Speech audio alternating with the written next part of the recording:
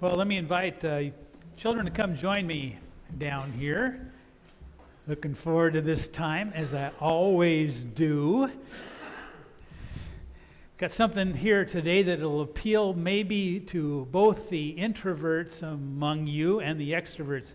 I know you don't necessarily know what those words mean, but you'll sort of figure it out as we do this. Oh, good. Look at all of you here today. Yay. Oh, this is going to be great. Okay, so we're going back to our second lesson today that we heard just before the gospel. And in that lesson, St. Paul writes to a church in a place called Thessalonica.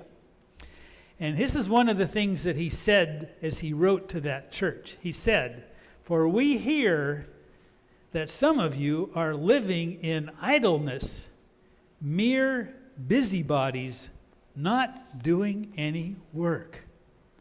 Well, those are two words that probably you don't use very often in the way you talk with each other, idleness and busybody, but I've been thinking about those words in this lesson, and so I would like to see if we can try to act those out for everyone. So may I invite you to stand? Everyone stand, please.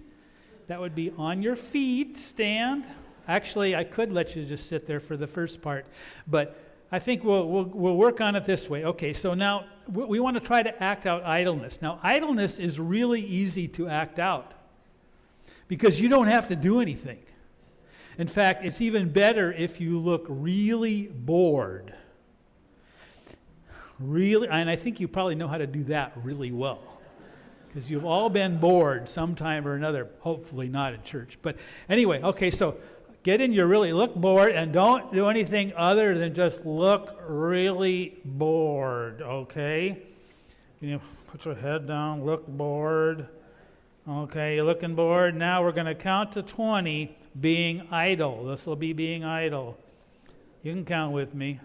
1, 2, 3, 4, 5, 6, 7, 8, 9, 10, 11, 12, 13, 14, 15, 16, 17, 18, 19, 20.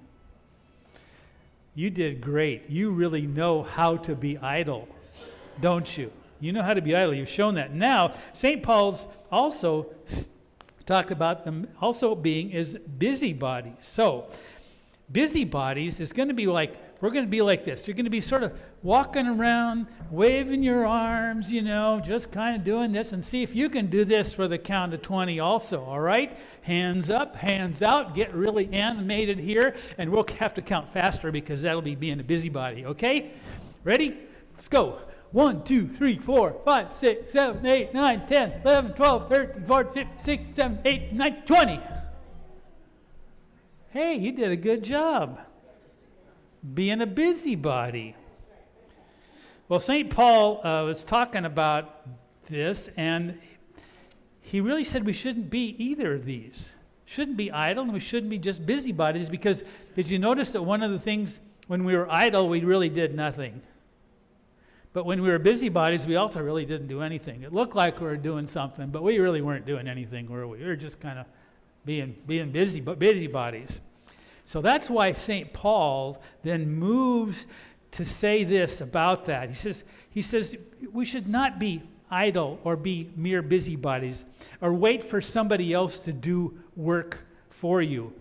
We should, and these are his own words, he says, "Brothers and sisters, do not be weary."